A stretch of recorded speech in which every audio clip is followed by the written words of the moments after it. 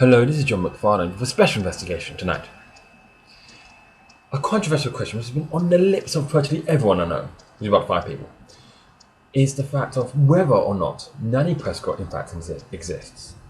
Every time she is brought onto the fray or the limelight, she seems to be absent with a video recording of her actual appearance, leading to a group known as We Don't Believe in Nanny Prescot to form and start thinking of ideas that she may not exist. Now with this, I thought myself would answer the question as best I could with a proper investigation on this. And as with good journalistic style, we are absolutely not going to bring the video camera with us to prove that he does not exist. But here's me on my travels and find out this investigation of Nanny Prescot, whether she's real or not. Here's John Macfarlen. Hello, I'm John Macfarlen, and I'm here on the street today of Chichester, the well-known resort, as it were, for the lady known as Nanny Prescot. Although she does some other thing with her voice, which I cannot do because I talk too quietly. But that's a different issue. Anyway, but over time, there's been a growing group called We Do Not Believe That Nanny Prescot Exists, believing that Nanny Prescott does not exist. Now, I got to manage to talking to the leader of the organisation known as Mr. D. Well, I'm just saying there's no actual physical proof, John, that he ever existed. I mean, there's just none. There's no video footage, and there's just nothing for us to engage with, you know? So there's absolutely nothing. But what do you say about all the voice recordings of Nanny Prescott and the family? He does have, 9 sons and daughters around.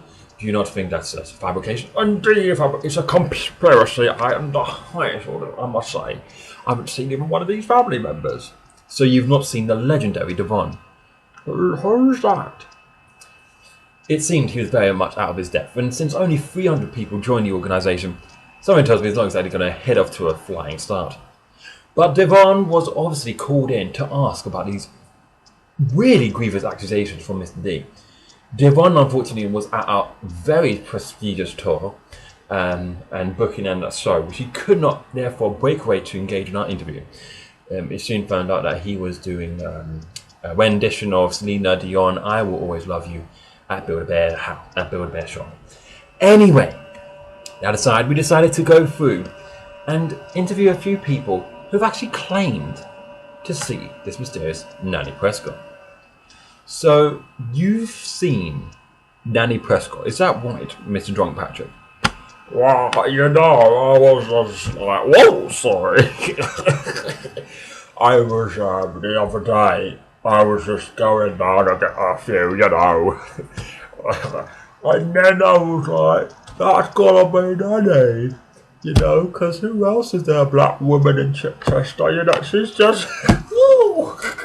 I'm sorry, I'm gonna go and get it now, but yes, I did see it, yes, I am. As you could see, that interview was less than successful. It was about as enjoyable to interview someone as Kanye West. That's a different issue. But here is another person who claims to. Oh, I've seen her. I have seen her. I have definitely seen her. I have indeed. I have definitely seen her. Are you sure about the cow? Yes, I am. Because I was at Tesco's and I saw her. I saw her, and I'm telling you, it was her. It was her. It was her. I saw her. There have been many other fanatical elements, if those weren't already, who have claimed to have seen the sighting known as Nanny Prescot. Well, I did see him, because she was like a vision when I saw her. It was just a blinding light, and then and I was like, but it was her, it definitely her. I could tell you, it was her. Yeah, that guy was a bit of a weirdo. But we've decided, for once, to track her down and see if we can get an interview. I managed to get an interview, but it's very much a very mediated interview, to the extent that even in the interview, she was insisting, as it were, to be interviewed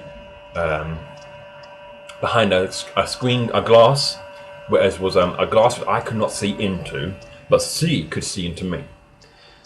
Anyway, the life of a journalist, I journaled on.